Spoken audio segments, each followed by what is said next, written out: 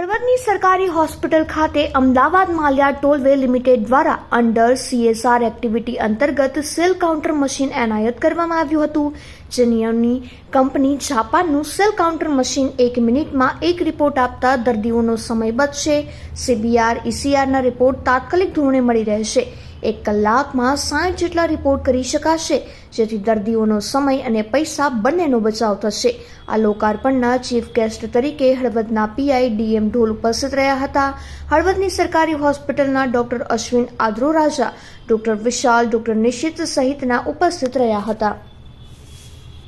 આજરોજ L&T અમદાવાદ માળિયા toll નાકા private limited CSR ફંડમાંથી આપણે CBCનું machine આપવામાં આવેલું છે, જેમાં ESR પણ થશે.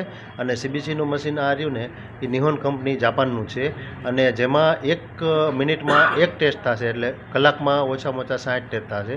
જે જૂનું મશીન હતું એમાં 10 થી 15 ટેસ્ટ થતા હતા, એટલે પેશન્ટને બહુ બેનિફિટ રહેશે અને ઝડપી રિપોર્ટ આવશે. એટલે જેથી OPDનો ફ્લો વધારે છે તો પેશન્ટ વહેલાસર નિદાન થઈ અને વહેલાસર સારવારમાં પહોંચી જશે, અને ગવર્મેન્ટ માટે અને હળવદની પ્રજાના પેશન્ટ માટે બહુ ફાયદાકારક છે જે આપણે આ મશીન આપ્યું છે.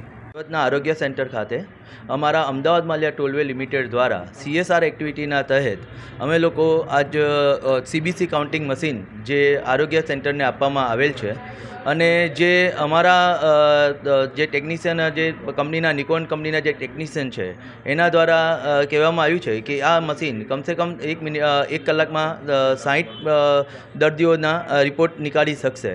તો અહીંયા જે હરરોજની 500 લોકોની OPD છે, જેના તહેત આ વસ્તુ ફટાફટ કામ થાય અને ફટાફટ લોકોના આરોગ્યનું જે નિદાન મળે અને ત્વરિત રિપોર્ટ નીકળે, એ બદલ અમારી કંપનીએ આ વસ્તુ જે મશીન છે અહીંયા ડોનેટ કરેલ છે. તો અમે એવી શુભેચ્છા છે કે આ જે દર્દીઓનો મેક્સિમમ દર્દીઓ આનો ફાયદો ઉઠાવે, એ જ અમારી આશા છે.